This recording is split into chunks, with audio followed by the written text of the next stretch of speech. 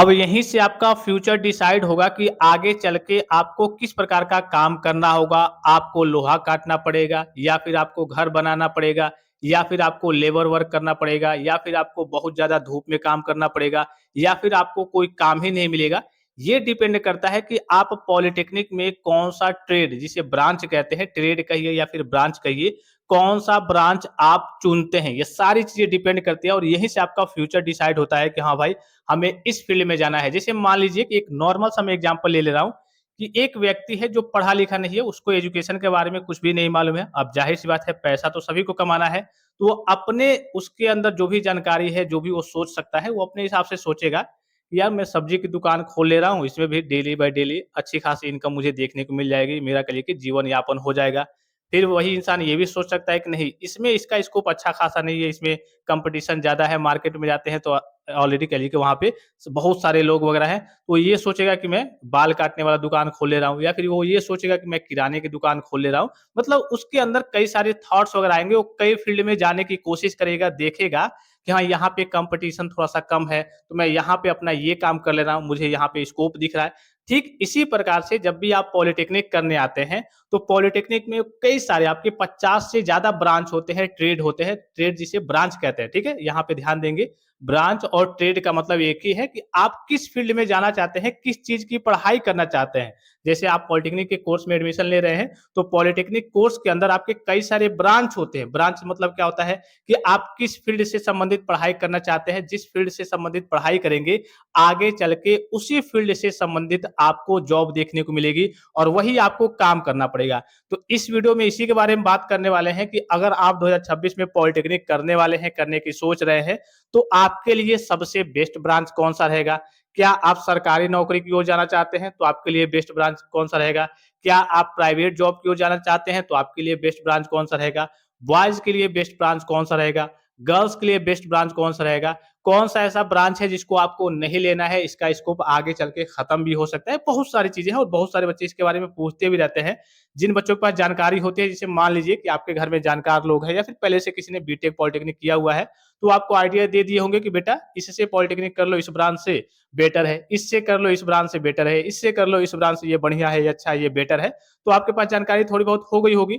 लेकिन जिन बच्चों के पास जानकारी नहीं है या फिर आपके पास है भी, तो और कहिए कि डिटेल में जानकारी वगैरह प्राप्त कर लीजिए कि आपके लिए सबसे बेस्ट और बेटर कौन-सा रहेगा, आपको किस ब्रांच की ओर जाना चाहिए। फिर से एक बार रिपीट करके बता दूँ, यहीं से आपका फ्यूचर डिसाइड होगा कि हाँ, आप किस फील्ड में जाना चाहते हैं, किस फील्ड की ओर आपको जाना है और उसी से संबंधित आपको काम भी करना होगा। अब जैसे मान लीजिए कि कोई बच्चा है जिसको धूप से एलर्जी है, मतलब वो धूप में काम ही नहीं करना चाहता है। अब उसने ऐसे ब्रांच को ले लिया है कि आगे चल के उसको जो जॉब मिलेगी, वो धूप में ही जॉब मिलेगी।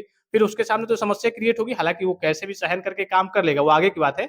लेकिन अभी अगर आपके पास जानकारी रहेगी, तो आप उस ब्रांच को छोड़ कर के दूसरे ब्रांच की ओर जाएँगे कि भाई मुझे ये काम ही नहीं करना है, इस फील्ड में काम ही नहीं करना है। अब भाई ज़ाहिर-सी बात है, जिनको नहीं पता है वो जल्दीबाज़ी में ले लेंगे, फिर आगे चल के जब 3 साल पॉलिटेक्निक कंप्लीट हो जाएगा, फिर कहेंगे कि अरे यार अफ़सोस होगा कि मुझे ये ब्रांच नहीं लेना चाहिए था, इसमें तो मैं काम ही नहीं कर पाऊँगा।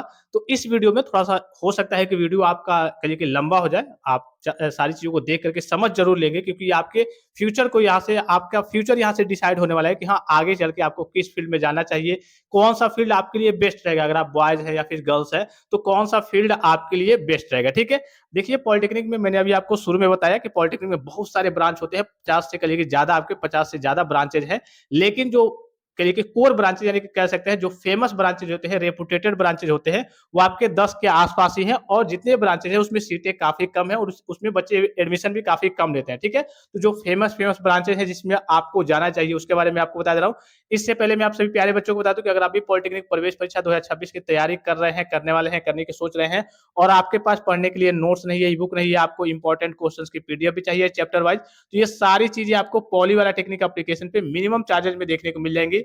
प्ले स्टोर से जाकर के पॉली वाला टेक्निक एप्लीकेशन को डाउनलोड करके आप इन सारी चीज़ों का लाभ वगैरह प्राप्त कर सकते हैं और जितने भी आपके क्वेश्चंस वगैरह आपके प्रवेश परीक्षा में बनते हैं, इसी आपके नोट्स ई-बुक से आपको देखने को मिलेंगे। अब इसमें क्या होगा कि आप कम समय में भाई ज़ाहिर-सी बात है कि अगर आपको पूरा कंटेंट मिल गया है, बस आपको रिवीजन करना है, 10th लेवल का ही आपका पूरा सिलेबस है, तो कम समय में आप ज़्यादा चीज़ों को पढ़ करके उसकी प्रैक्टिस करके आप अपनी तैयारी को बूस्ट कर सकते हैं और जो भी आपका सपना है, उस सपने को आप साकार कर सकते हैं।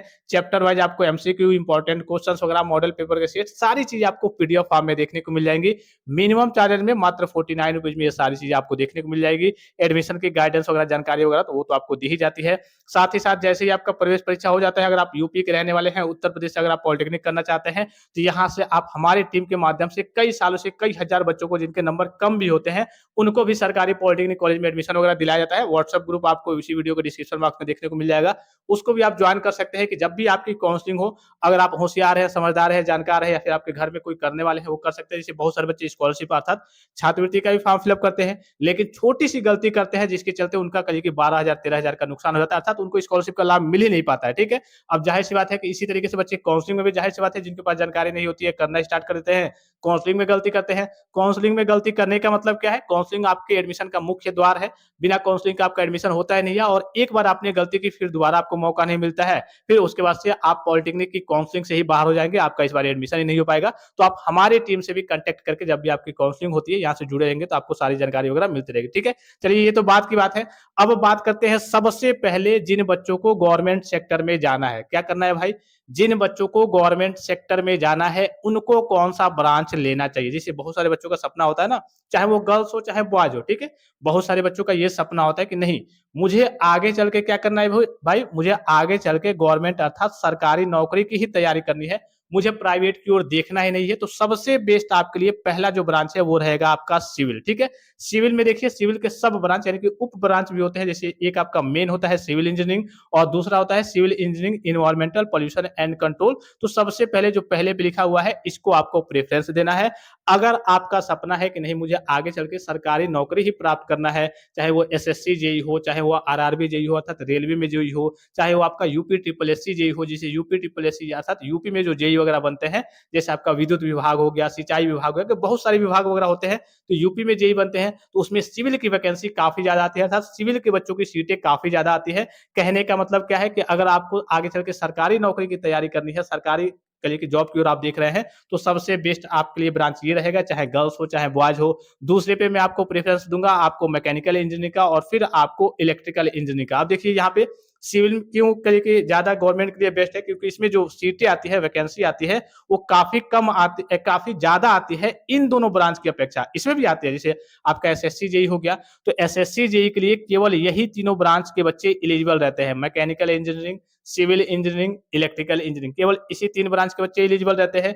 लेकिन जो सबसे ज़्यादा उसमें सीटें आती हैं, वो सिविल की आती है, ठीक है? इसीलिए जो बच्चे गवर्नमेंट सेक्टर में जाना चाहते हैं, वो क्या करते हैं भाई सिविल इंजीनियरिंग ब्रांच लेते हैं। अगर सिविल नहीं मिलता है तो आप मैकेनिकल ले सकते हैं, मैकेनिकल नहीं मिलता है तो आप इलेक्ट्रिकल ले सकते हैं। ये 3 ऐसे कोर ब्रांचेज़ हैं, मेन ब्रांचेज़ हैं, जिसमें सरकारी नौकरी सबसे ज़्यादा आती है। सबसे ज़्यादा सिविल में, फिर आपका मैकेनिकल, इलेक्ट्रिकल में सेम तरीके से सेम सीट देखने को मिलती है, ठीक है? तो अगर आपको फिर से रिपीट करके बता दूं कि अगर आपको गवर्नमेंट सेक्टर में जाना है तो आपको इन 3 ब्रांच की ओर क्या करना है भाई आपको देखना है। अगर आप ये सोच रहे हैं एक चीज और यहाँ पे मैं आपको बता दूं कि मैक्सिमम नंबर ऑफ स्टूडेंट जैसे मान लीजिए कि आपने हाई स्कूल किया होगा या फिर 12th किया होगा तो भाई हाई स्कूल के बेस पे भी तो बहुत सारी सरकारी नौकरी आती है, 12th के बेस पे भी बहुत सारी सरकारी नौकरी आती है, लेकिन आपको मालूम है कि सभी बच्चों को सरकारी नौकरी तो मिलेगी नहीं। तो अधिकतर बच्चे पॉलिटेक्निक में एग्जाम्पल के लिए मैं आपको बता रहा हूँ कि मान लीजिए कि इस बार पॉलिटेक्निक में 1 लाख बच्चों ने एडमिशन लिया है, तो 1 लाख में आपके 90,000 के आसपास 90 से 95,000 बच्चे क्या करेंगे भाई, वो प्राइवेट जॉब की ओर ही जाएंगे क्योंकि प्राइवेट जॉब तुरंत मिल जाता है, आसानी से मिल जाता है। सरकारी के लिए आपको भाई 1-2 साल वेट करना होगा, उसकी तैयारी करनी होगी। तैयारी करने में भी करिए कि सबको मिल जाएगा ये तो पॉसिबल नहीं है भाई, सबको तो मिलता नहीं है। बहुत सारे लोग तैयारी करते हैं, फिर छोड़ देते हैं, फिर प्राइवेट की ओर जाते हैं। तो 90 से 95% स्टूडेंट्स क्या करते हैं, पॉलिटेक्निक करने के बाद से तुरंत प्राइवेट जॉब की ओर जाते हैं और ये कर सकते हैं कि प्राइवेट जॉब करते-करते वो सरकारी नौकरी की तैयारी भी करते हैं, ठीक है? तो कहने का मतलब यहाँ पे कहने का सेंस आप समझ गए कि डायरेक्ट बच्चे कुछ जाते हैं, जैसे कई अभी मैंने एग्जांपल के थ्रू बताया कि अगर 1 लाख बच्चे हैं तो उसमें से मान लीजिए कि 10,000 बच्चे सरकारी नौकरी की ओर चले गए और कहिए कि 90,000 बच्चे प्राइवेट जॉब की ओर चले गए और वो प्राइवेट जॉब के साथ-साथ भी तैयारी वगैरह कर सकते हैं। हालाँकि थोड़ा-सा समय उसमें थोड़ा-सा कम मिलता है, लेकिन फिर भी बच्चे मैनेज कर लेते हैं, ठीक है? और जिनको गवर्नमेंट सेक्टर में ही जाना था तो ज़ाहिर-सी बात है कि वो तैयारी तैयारी करेंगे, लेकिन मैक्सिमम नंबर ऑफ स्टूडेंट्स क्या करते हैं, प्राइवेट जॉब की ओर जाते हैं। सबको सरकारी नौकरी, भाई जाहिर-सी बात है कि उतना वैकेंसी उतनी आती नहीं है, तो सबको सरकारी नौकरी मिलना पॉसिबल नहीं होता है, तो अधिकतर बच्चे प्राइवेट की ओर जाते हैं। अब यहाँ पे ध्यान देंगे कि जिन बच्चों को लग रहा है कि भाई मुझे मेरी सरकारी नौकरी नहीं लग पाएगी, या फिर मैं सरकारी की तैयारी नहीं करना चाहता हूँ, मुझे प्राइवेट सेक्टर में जाना है, तो सबसे बेस्ट आपके लिए रहेगा मैकेनिकल। तब आपको सिविल की ओर नहीं जाना है। अगर आप ये सोच रहे हैं कि भाई मुझे सरकारी तो मिलेगी नहीं, या फिर नहीं मिल पाएगी, या फिर बहुत मुश्किल है, पार्ट टाइम में मैं तैयारी वगैरह करते रहूंगा, तो इस केस में आपको मैकेनिकल की ओर जाना है या फिर इलेक्ट्रिकल की ओर जाना है, क्योंकि इसमें तुरंत जॉब मिल जाएगा। किसी भी कंपनी में आप जाएंगे, उसमें मैकेनिकल पार्ट्स, मैकेनिकल मतलब क्या होता है, मशीनरी काम, जैसे जितने भी मशीनें होते हैं, किसी भी कंपनी में, फैक्ट्री में चले जाएंगे, लोहा लक्कर जितनी भी मशीनें होती हैं, वो लोहा स्टील ये सारी चीजों की बनी होती हैं, ये पूरा आपका मैकेनिकल में आता है। सिविल में क्या होता है भाई, आपके घर वगैरह का बनना, जैसे आपका घर हो गया, बिल्डिंग हो गया, बड़ी बड़ी सरकारी पुलें वगैरह होती है, रोड वगैरह होते हैं, ये सारे आपके क्या होते हैं भाई, सिविल में आते हैं, जिसमें कहिए कि आपके निर्माण का काम होता है, घर का निर्माण, बिल्डिंग का, पुल का, इस सारी चीजों का, रोड वगैरह का निर्माण होता है, ये आपके सिविल में आती है। इलेक्ट्रिकल में क्या होता है, ट्रांसफार्मर, मोटर, जो विद्युत वाली चीजें होती है, वो आपके इलेक्ट्रिकल में आती हैं। अब आप खुद सोचिए, एक कंपनी हो गई, तो कंपनी में क्या सिविल के बच्चों की ज्यादा जॉब लगेगी, प्राइवेट नहीं लगेगी? क्यों नहीं लगेगी भाई, ये कंपनी तो पहले से बनी हुई है, इसका घर वगैरह पहले से बना हुआ है। कोई दूसरा मान लीजिए कुछ पार्ट वगैरह बनाना होगा, थोड़े से सिविल इंजीनियर वाले आएंगे और लेबर वगैरह वो लेकर के आएंगे, वो बना करके चले जाएंगे, कुछ दिन का ही काम होगा। मेन काम उसमें क्या होगा, मैकेनिकल वाले मशीनरी काम होगा, उसमें बड़ी बड़ी एक फैक्ट्री है, तो बड़ी बड़ी मशीनें होंगी, बड़ी बड़ी चीजें होंगी, तो उसमें मैकेनिकल इंजीनियरिंग की जरूरत पड़ती है। और उसको मतलब उसको पावर देने के लिए उसमें ट्रांसफार्मर होता है, बहुत सारी चीजें होती है इलेक्ट्रिकल की, तो इलेक्ट्रिकल इंजीनियरिंग की जरूरत पड़ती है। तो प्राइवेट में थोड़ा सा सिविल का स्कोप क्या है भाई, कम है। तो अगर आपको प्राइवेट की ओर जाना है, या फिर 50-50 है कि मुझे गवर्नमेंट मिल जाए या फिर प्राइवेट मिल जाए, तो इस केस में मैं आपको प्रेफरेंस दूंगा कि आप मैकेनिकल की ओर जाइए या फिर इलेक्ट्रिकल की ओर जाइए। अगर आपका केवल सपना है कि मुझे सरकारी ही चाहिए, तो इस केस में डायरेक्ट आप सिविल की ओर जाइए। समझ गए? इसके अलावा भी अगर आपको कुछ नहीं समझ में आ रहा है कि भाई मुझे कौन सा लेना चाहिए, 50-50 चांस, या फिर कुछ भी नहीं पता है, तो आप आंख बंद करके मैकेनिकल ले सकते हैं, इलेक्ट्रिकल ले सकते हैं, या फिर सिविल ले सकते हैं। अगर आप एवरेज स्टूडेंट है तो इसमें पहले पे मैं आपको प्रेफरेंस दूंगा, क्योंकि एवरेज स्टूडेंट अधिकतर प्राइवेट जॉब की ओर ही सोचते हैं, प्राइवेट जॉब की ओर जाते हैं। तो आपको मैकेनिकल लेना है, फिर इलेक्ट्रिकल लेना है, और फिर इस केस में तीसरे ऑप्शन पे सिविल लेना है। और ये तीनों ब्रांच मैं फिर से रिपीट करके बता दूं कि ये तीनों ब्रांच मिलना मुश्किल होता है। क्यों मुश्किल होता है भाई, जैसे यूपी की बात करें तो सभी बच्चे, मान लीजिए चाहे कहीं की बात करें, यूपी, बिहार, झारखंड, कहीं की भी, सभी बच्चों का यही सपना होता है कि भाई मुझे बेस्ट वाला ब्रांच मिले। और बेस्ट आपके यही तीनों ब्रांच है, जिसमें गवर्नमेंट सेक्टर में भी वैकेंसी देखने को मिलती है, प्राइवेट सेक्टर में भी। और जितने भी ब्रांच यहाँ पे दिख रहे हैं आपको, तो इसमें क्या होता है कि प्राइवेट सेक्टर में तो वैकेंसी मिल जाती है, लेकिन गवर्नमेंट सेक्टर की नौकरी वगैरह नहीं आती है, काफी कम आती है, यूं कह सकते हैं कि ना के बराबर आती है। तो मेन आपका एसएससी जेई हो गया, आरआरबी जेई हो गया, रेलवे में जेई हो गया, ठीक है। जैसे ट्रेन के ड्राइवर, जिसे लोको पायलट कहते हैं, तो वो भी आपके मैकेनिकल के बच्चों के लिए होता है, इलेक्ट्रिकल के बच्चों के लिए होता है, ठीक है। इस तरीके से कई सारे डिपार्टमेंट में कई सारी वैकेंसी आती है। तो ये मेन कहने का मतलब है कि ये मेन आपके तीन ही ब्रांच हैं जिसमें गवर्नमेंट सेक्टर में भी वैकेंसी आती है अच्छी खासी, और प्राइवेट सेक्टर में भी वैकेंसी आती है। और मैंने अभी आपको बताया है कि अगर आपको केवल गवर्नमेंट की ओर जाना है तो इसकी ओर जा सकते हैं। अगर आपको प्राइवेट गवर्नमेंट दोनों मिक्स करके लेकर के चलना है, तो आप इन दोनों को पहले प्रेफरेंस देंगे। अब इसके भी कुछ सब ब्रांच होते हैं, जैसे मैकेनिकल इंजीनियरिंग, प्रोडक्शन, ऑटोमोबाइल, तो इसके बारे में मैं आपको एक डिटेल वीडियो प्रोवाइड करूंगा कि आखिर ये क्या होता है, ठीक है। मेन अभी आपको फोकस करना है कि हाँ मुझे मैकेनिकल इंजीनियरिंग चाहिए, सिविल चाहिए और इलेक्ट्रिकल चाहिए। अब इसके बाद मान लीजिए कि कोई जैसे गर्ल्स हो गए, ठीक है। अब गर्ल्स की बात कर लेते हैं। अभी तो मैंने आपको मिक्स करके दोनों के बारे में बताया कि हाँ बॉयज गर्ल्स इसकी ओर जा सकते हैं। अब विशेष करके केवल गर्ल्स की ओर जा सकते हैं। गर्ल्स की बात कर रहे हैं क्योंकि सभी को मान लीजिए कि गवर्नमेंट नौकरी, सरकारी नौकरी तो मिलेगी नहीं, तो बच्चियां क्या करती हैं कि इसको नहीं लेती हैं, वो क्या करती हैं, कंप्यूटर साइंस की ओर जाएंगी। इसमें बॉयज भी होते हैं, बहुत सारे बॉयज भी होते हैं जो कंप्यूटर साइंस की ओर जाते हैं।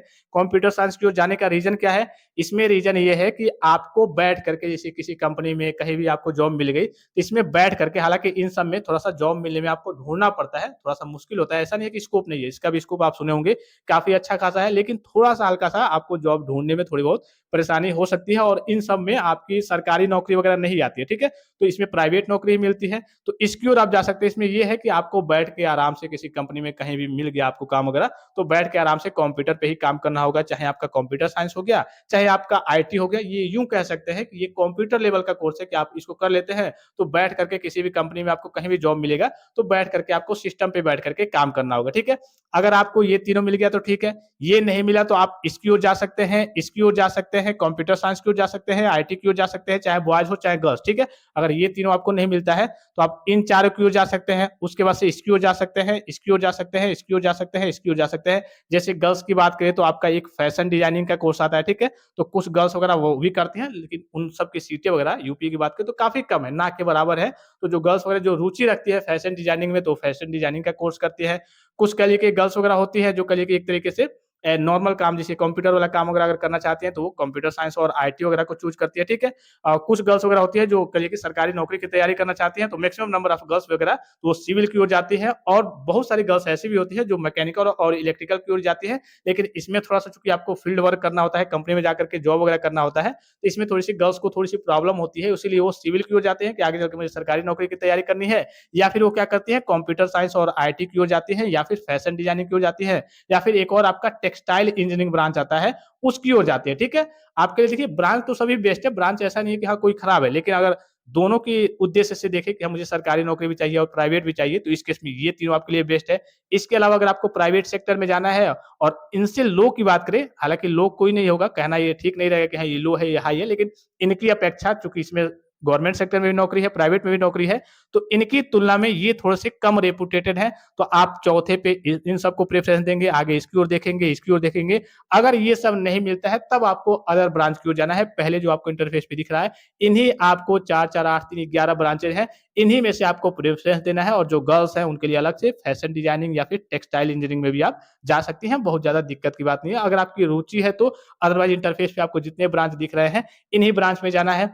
फिर से एक बार काम की बात बता दूँ कि बहुत सारे बच्चे ये भी पूछ रहे थे, सर कौन-सा ब्रांच हमें नहीं लेना चाहिए? देखिए, एक तो होगी आपकी रुचि, भाई आपकी रुचि है कि मुझे ये ब्रांच करना चाहिए, या फिर आपके घर वालों ने बताया, तब तो कोई समस्या की बात नहीं है। लेकिन कौन-सा ब्रांच नहीं लेना चाहिए जिसका आगे चल के स्कोप वगैरह समाप्त हो सकता है। तो अभी फिलहाल की बात करें, आपका लेटेस्ट सिलेबस वगैरह आया है, उसके अकॉर्डिंग सारी चीज़ें डिज़ाइन की गई है। जैसे आपका एयरोस्पेस इंजीनियरिंग हो गया, बहुत सारे जिसमें आपके प्लेन वगैरह बनते हैं, या फिर कहीं के ड्रोन वगैरह का काम होता है। ये भी अभी नई-नई तकनीक आ रही है, तो आप इसकी ओर भी जा सकते हैं। लेकिन बच्चे पूछे कि सर कौन-सा ब्रांच नहीं लेना चाहिए? चूँकि आपका जो बोर्ड है, विभाग है, उसने सारी चीज़ों को अपडेट कर दिया है, और उसी हिसाब से उसने कोर्स को बनाया है कि हाँ, इसमें कोई एक तरीके से गलत चीज़ें ना हो कि हाँ, जिसका स्कोप आगे चल के समाप्त हो जाए। फिर भी मैं आपको सुझाव दूँगा कि आप इन सारे ब्रांच की ओर जा सकते हैं। अदर जो ब्रांच है, अगर इसमें से कुछ नहीं मिलता है, तब आपको साइड वाले ब्रांच की ओर जाना है। ऐसा नहीं है कि हाँ, किसी ब्रांच का स्कोप वगैरह एक तरीके से जो साइड वाले ब्रांच हैं और इसके अलावा भी वो खराब है, नहीं।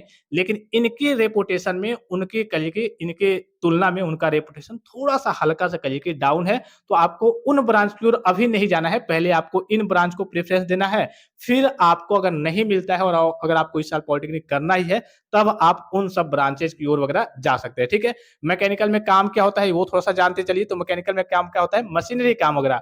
जैसे अगर आपके लोहे की जितनी मशीनें वगैरह, फिर कंपनी में जाएँगे तो बड़ी-बड़ी मशीनें होती हैं, तो उसपे काम करना होता है। कुछ ऑटोमेटिक मशीनें होती हैं जो काम करती हैं, तो उसमें कुछ आपको जो प्रोडक्ट होता है उसका देख-रेख करना होता है, उसको एक तरीके से मेंटेन करना होता है। उसमें भी अलग-अलग फ़ील्ड होते हैं, किस टाइप का आपको जॉब मिलता है।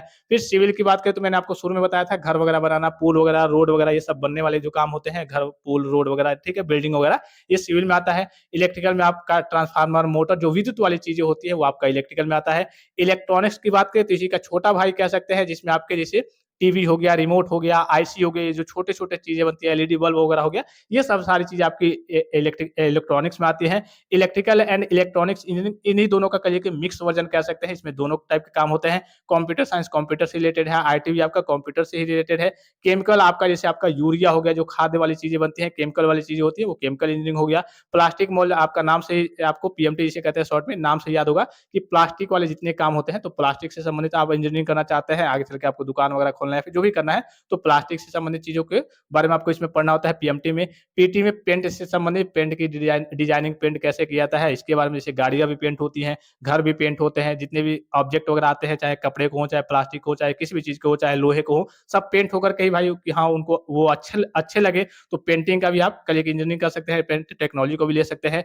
प्रिंटिंग में जैसे अभी आपके प्रिंटिंग प्रेस हो गए, बड़ी-बड़ी चीज़ें, पोस्टर वगैरह, नेता वगैरह पोस्टर वगैरह बनवाते हैं, बड़े-बड़े काम वगैरह होते हैं, तो प्रिंटिंग टेक्नोलॉजी से भी आप करिए कि पॉलिटेक्निक वगैरह कर सकते हैं। मेन प्रेफ़रेंस आपको इन 3, फिर उसके बाद से इनको देना है, फिर उसके बाद से इनको देना है। अगर ये नहीं मिलते हैं और इस बार आपको पॉलिटेक्निक करना ही करना है, तब आपको अदर जो ब्रांच वगैरह है, उसकी लिस्ट मैं आपको टेलीग्राम पे भेज दूँगा, व्हाट्सएप ग्रुप में भेज दूँगा।